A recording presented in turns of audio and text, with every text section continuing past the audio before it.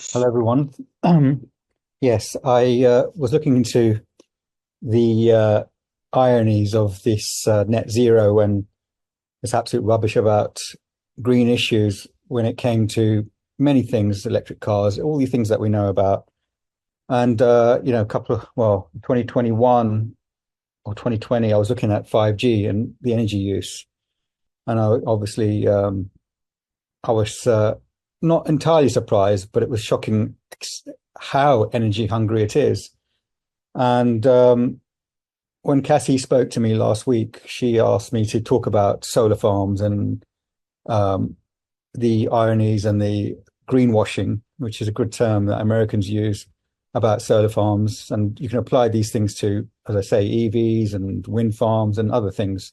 I mean, the amount of concrete used in wind farms, how deep it goes, the amount of steel, lots of things. It uses diesel to start and the lubrication that's ongoing. But we're talking today about, well, solar farms ostensibly. And that's what Cassie asked me to talk about. But it goes much wider because when I looked at first of all, what are solar panels? They're using silicon chips, just like our devices. It's a row of silicon chips. And so silicon chips, microprocessors, they're called digital signal processors. And why it's also, I mean, when I first looked into it, I was looking into it about solar farms, but also about 5G, because the biggest issue environmentally about 5G is not so much the energy use, it's actually the amount of devices that will proliferate as a result of the Internet of Things. That takes far more energy and far more resources. There was a guy called Miguel Como who looked into this, and Andres, been a couple of studies on this. Okay, so what I'll be talking about is the processing of these silicon chips. Well, I did this talk about 3 years ago, and there happened to be a micro person in the silicon chip industry making microprocessors on the Zoom from America, and thankfully he backed up everything I said. I've got are this is actually available, published on RF Info. I've got lots of references and cross references, so it can be cross checked. But I was still heartened to hear that he was completely he was saying, yeah, that's exactly what happens. So it was almost it's almost so bad you couldn't hardly believe it. So it's good to have that second opinion. Right. Well, the image of these high-tech things, like if you think of going into an Intel factory or an Apple factory making these chipsets, you think of these very clean labs, people in white coats, and that's probably true. But right at the end, when they're just putting it in place, when they're just adding it to the board or getting the robots to do that, and then there's quality control on that. But there's a hell of a lot that goes on before. Okay, so I'm looking in this talk at the full life cycle, the mining of it, the silicon, the processing of it, the cleaning of it, the purification, and then the making it into finished goods, and then disposal. So that's where the green lobby tend to pull a fast one, because they only talk about usage phase. How much energy it's using or how much carbon it's releasing during the usage phase, not the whole picture. Right. So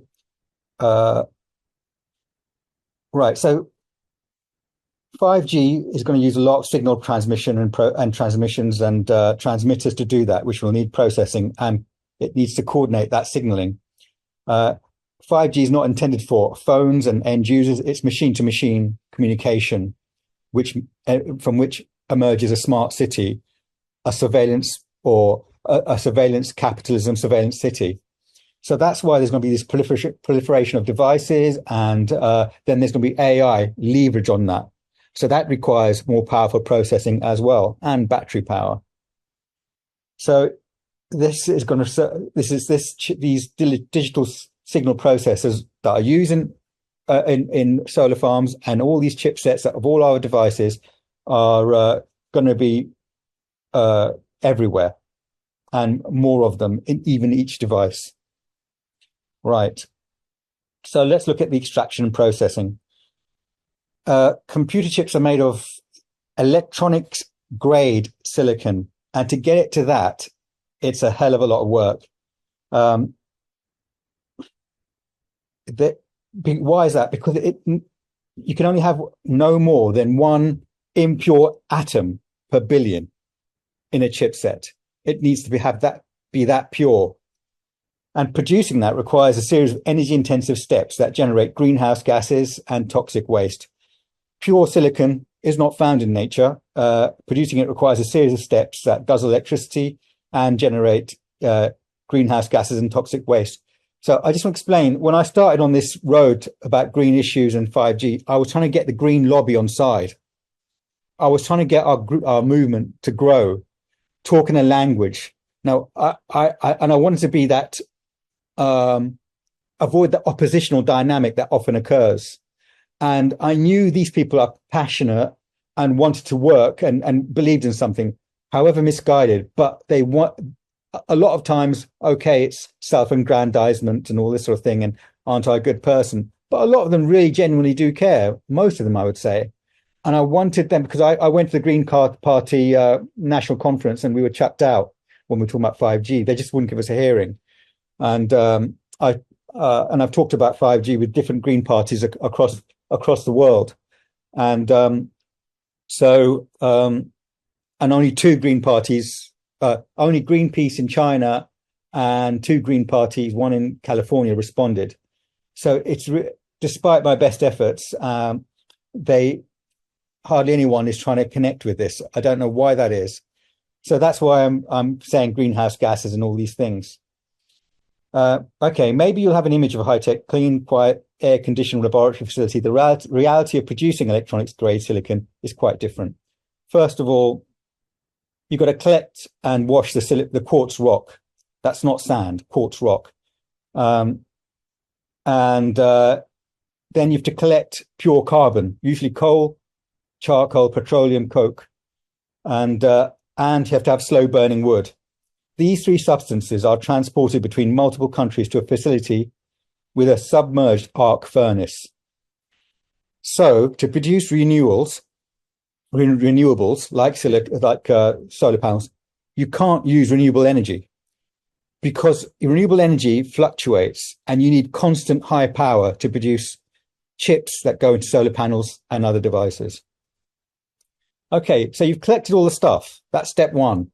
Step two is you have to reduce the silicon from the quartz. So you've got the raw materials. So now this quartz rock is kept at a steady 3000 Fahrenheit, 1649 centigrade for years at a time in a submerged arc furnace or smelter. And this cannot be switched off, because to get it to that temperature again is very difficult. So once you've got it going, whether there's stuff in there or not, it's just got to be kept going. So in this furnace or smelter, the silicon, from the quartz, silicon is reduced. During this white-hot chemical reaction, gases escape upward from the furnace. Metallurgical grade silicon settles to the bottom. At this stage, it's 97 to 99% pure, and not nearly pure enough for the end use, for devices and electronics. If power to a silicon smelter is interrupted for too long, the smelter's pot could be damaged. Since solar and wind power is intermittent, they cannot power a smelter. Typically, step two, i.e. reducing the quartz to silicon, takes up to 6 metric tons of raw materials to make 1 metric ton of silicon. So it's extremely wasteful. So it's energy intensive, very wasteful, and there's toxic stuff coming out. A typical furnace consumes up to 15 megawatt hours of electricity per metric ton of silicon produced, plus 4 megawatt.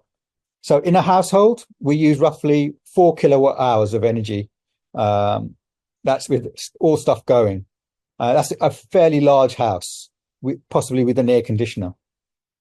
So this is instead of a kilowatt, this is a megawatt, millions, 15 megawatt hours per metric ton. There's many tons going through this.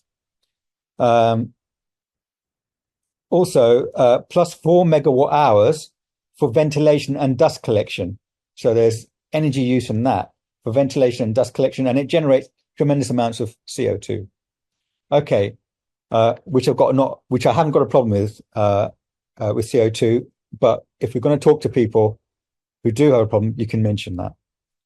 Okay, step 3 now is purifying. So we've reduced it. Now we're trying to purify it. At this stage, it's 97% pure. So step 2's metallurgical grade silicon is crushed and mixed with hydrogen chloride to synthesize TCS gas, trichlorosilane. Once purified, the TCS is sent with pure hydrogen to a bell jar reactor where slender filaments of pure silicon have been preheated to about 2012 Fahrenheit, 1100 centigrade, in a vapor deposition process. So what we're doing now is we're crushing it more, further crushing it, making it smaller, adding hydrogen chloride and gas to it to start more of a purification process and heating it up. So chemical reaction too, big style, big. And in a vapor deposition process, so only the vapor now, which takes several days, silicon gas atoms collect on glowing strands to produce large polysilicon rods. If power is lost during this process, fires and explosions can occur. A polysilicon plant, therefore, depends on more than one source of electricity. It requires 2 coal-fired power plants or a combination of coal, nuclear, and hydropower. It cannot be made using renewables. Like the thing, I mean, in terms of solar panels, which is the end game, or wind power. Hydropower, I guess you could say that's renewable, but there's a lot of damage that goes into producing that. A lot of flooding, a lot of farmland, irrigation or water that's displaced. Okay, that's enough. But maybe I have to look at hydropower a bit more. Maybe it's not all bad, to be honest. Okay, a large modern polysilicon plant can require up to 400 megawatts of continuous power to produce up to 20,000 tons of polysilicon per year. So that's for 1 ton, it requires roughly 175 megawatt hours per ton. So of polysilicon, and it's still not pure at this stage. It's purer, but not pure. So this is so the previous step was a lot of energy. This third step requires 10 times more than the step I discussed previously, which is purifying quartz into silicon. So this requires 10 times more energy, and older plants are usually less efficient. A single plant can draw as much power as an entire city of 300,000 homes. Once cooled, the polysilicon rods are removed from the reactor, then sawed into sections. So you've got rods now. That's what is produced. All that tonnage is lost, and you're just getting vapors that form into rods. Yeah, some strands that cover rods, and the polysilicon is etched with nitric acid and hydrofluoric acid. So these aren't actually clean chemicals. This is to remove surface contamination. Then it is bagged in a chemically clean room and shipped to a crystal grower. Again, step 4 now, it has to be remelted for shaping. So in the previous step, polysilicon chunks got remelted into a liquid. Step 3's polysilicon chunks are now remelted into a liquid, then pulled into a single crystal of silicon to create a cylindrical ingot. So it's like a piece of rock. Cool, the ingot contaminated crown and tail are teared off. Making ingots often requires more electricity than smelting, which is step 2. Right, so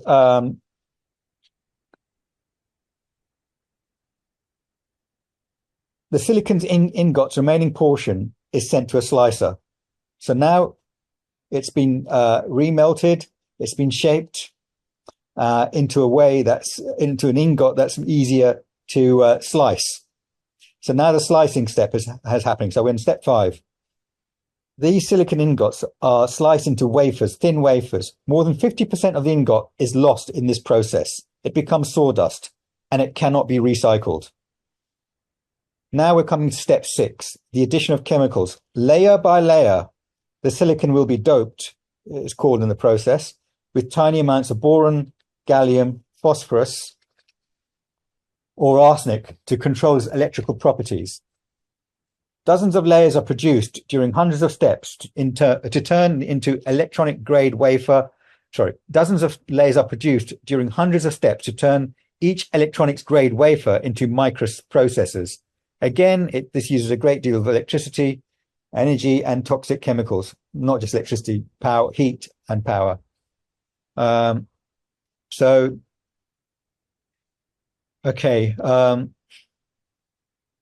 When a computer's microprocessors are no longer useful, I've said computer here, but the microprocessors used in a computer is very similar to a solar farm or a solar panel. Pretty much the same. When a computer's microprocessor, the solar panel's microprocessor is very simple compared to a computer, obviously. When a computer's microprocessors are no longer useful, they cannot be recycled. They become electronic waste. Solar panels are also dependent on pure silicon. At the end of their life cycle, solar panels are also hazardous waste. So I've got references to all this. Okay, imagine if you're living, so that's this process of getting it to the point of getting these electronic grade wafers that can be put into products. So I think that was six in all. Now imagine what it's like to live near one of these silicon smelters. How many silicon smelters operate on our planet, and where are they? If we recognize that silicon production generates greenhouse gases and toxic emissions, can we rightly call any product that it uses renewable, zero emitting, green, or carbon neutral? Where do petroleum coke, other pure carbons, and wood used to smelt quartz and produce silicon come from? How could we limit production of silicon? Manufacturing silicon generates toxic emissions. In 2016, the New York State Department of Environmental Conservation issued a permit to Globe Metallurgical Incorporated to release per year up to 250 tons of carbon monoxide, 10 tons of formaldehyde, 10 tons of hydrogen chloride, 10 tons of lead, 75,000 tons of oxides of nitrogen, 75,000 tons of particulates, 10 tons of polycyclic aromatic hydrocarbons, 40 tons of sulfur dioxide, and up to 7 tons of sulfuric acid mist. To clarify, this is the permissible amount of toxic waste allowed annually for one New York, not New York City, New York State metallurgical grade silicon smelter. Hazardous waste generated by manufacturing silicon in China likely has significantly less, if any, regulatory limits. I don't know. But having said that, China has got lower, more strict levels of EMR, allowable EMR for the public compared to US and the UK, much less. All right, so if you're living near that plant, all that stuff they're allowed to belch out or release, because I'm sure there's liquid runoff there as well. So where does this leave solar panels which use silicon wafers? The irony is that this renewable energy technology cannot be made using renewable energy sources and is very difficult to recycle cleanly. PV panels are coated with fluorinated polymers. It's like a kind of Teflon. Teflon films for PV modules. So that's films on top of the glass, contain PTFE, polytetrafluoroethylene, and polyfluorinated ethylene, FEP. When these chemicals get into drinking water, farming water, food packaging, and other common materials, people become exposed. About 97% of Americans have PFA substances in their blood. These chemicals, so 97% of Americans have this in our blood. So, these non-stick pans people are warning against that scratch off. It's probably a good idea not to use those. Okay, these chemicals do not break down in the environment or in the human body, and they can accumulate over time. While the long-term health effects of these PFAs, so we're talking about we talked about silicon, and we're talking about other things now. The layer on top of these panels, often there to make these panels more more efficient. If there's rain, it runs off better. If it takes more light when there's cloud cover, and if it gets dirty, dirt tends to run off better. If there's over time, dust gets run off with the water. Right. While the long-term health effects of exposure of PFAS are unknown, studies submitted to the Environmental Protection Agency by DuPont, which manufactures them, from 2006 to 2013, show they cause tumors and reproductive problems in lab animals. Comparing greenhouse gas emissions generated by different fuel sources shows that solar PV is better than gas and coal, but much worse than nuclear and wind power. A solar PV system's use of batteries increases the total emissions dramatically. So don't forget, to these solar farms and solar panels that go on, there'll be battery arrays. And that is another level of environmental harm, because the materials used in them, they can't be recycled as well, and they can't be disposed of easily. Okay, so compared to nuclear, PV has little energy. So PV, when I say PV, sorry, I mean photovoltaic solar panels. PV has little energy return on energy invested. It's highly inefficient. Only 50%, I think 15% efficiency of a solar panel. So 15% of the energy it receives, that's if you're lucky, actually, turns into electricity. In terms of sunlight's a huge amount of energy, and it only can take a little bit of that. Okay, going off grid requires batteries which are toxic. Lead acid batteries are the least expensive option, but they also have a short life and lower depth of charge and discharge than other options. Lead is a potent neurotoxin that causes irreparable harm to children's brains. That's why lead petrol was banned. Leaded petrol internationally, and lead paint is much. I don't know if you can buy it now, but it's not available so much internationally because of discarded lead acid batteries. 1 in 3 children have dangerous lead levels in their blood. Lithium-ion batteries have a longer lifespan than lead batteries, and they have better capacity than lead batteries as well. However, lithium processing takes water from farmers and poisons waterways. Lithium-ion batteries are expensive and toxic when discarded. Saltwater batteries do not contain heavy metals, and can be recycled easily. However, they are relatively untested and not currently manufactured. Maybe something for the future. Recycling PV solar panels. At the end of their usable life, PV panels are a hazardous waste. The toxic chemicals in solar panels include cadmium telluride, copper, indium, selenide, cadmium, gallium, diselenide, copper, I've done that, hexafluoroethane, lead, and polyvinyl fluoride, silicon tetrachloride. So just a huge cocktail of toxic hazardous waste. And of course, the byproduct of producing that we discussed, the crystalline silicon, is highly toxic. In 2016, the International Renewable Energy Agency, IRENA, estimated that the world had 250,000 metric tons of solar panel waste that year. 250,000 metric tons in 1 year. And by 2050, the amount could reach 78 million metric tons. The Electric Power Research Institute recommends not disposing of solar panels in regular landfills. If modules break, their toxic materials could leach into soil. In short, solar panels do not biodegrade and are difficult to recycle. So if we're going to talk to green people, we've got to get them to appraise green tech properly. This is not to say PV solar panels are always bad, but we need to look at it in the round, beyond the hype and green marketing. Why do I say it's not always bad? Well, like for instance, in some countries, like in Pakistan, there was an earthquake, and they lost everything, and they were living in tents and shanty towns, and the only way they could get any power quickly, and they did it themselves. They made their own solar panels, and that's how they got energy, and it helped them. In extremists like that, I understand it's a really good solution, and yeah, I mean, you can make solar panels. It's not too hard. It's just getting the raw materials. Which you can get in any shop, not too expensive, but getting to that, that refined silicon is hazardous.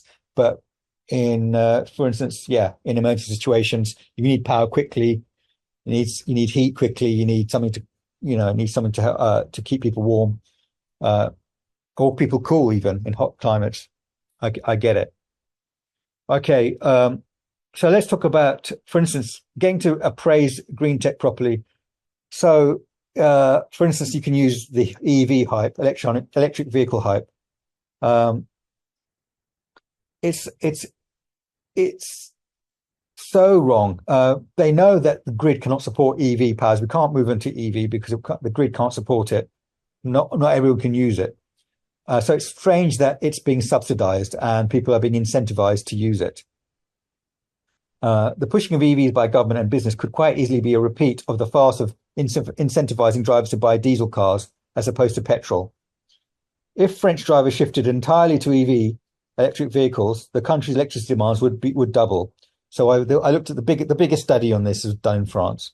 To produce this much electricity with low carbon emissions, new nuclear plants would be the only option. This is definitely not an endorsement of nuclear power stations. In 2007, Google boldly aimed to develop renewable energy that would generate electricity more cheaply than coal-fired plants in order to stave off catastrophic climate change, they say.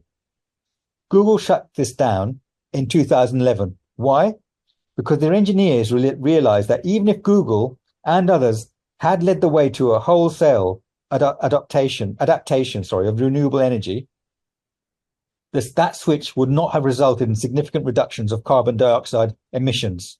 Worldwide, there's no level of investment in renewables that could prevent global warming. So that's their words. So what they're saying is, even if you use renewables, you're going to release the same amount of carbon. They've tried it, they've looked at it, they weren't confident. Putting all that money and then getting the same level of emissions of carbon dioxide. Which is, anyway, net zero is a farce. They're not measuring it properly anyway, especially when it comes to 5G, because they're not measuring, for instance, Mars. They say it's a national infrastructure rollout. So when your council are saying it's a climate emergency, we're trying to get net zero, they don't count the 5G Mars because they say, no, that's national, not to do with us.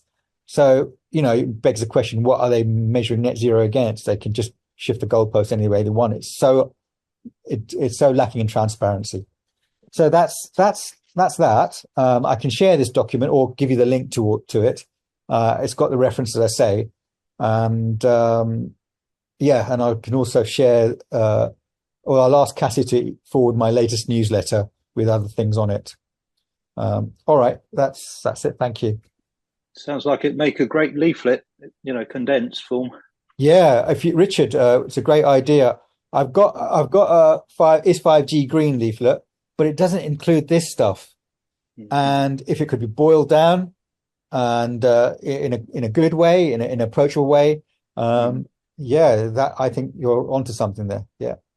It was funny because me and Hilda were talking about creating another leaflet the other day, about solar farms.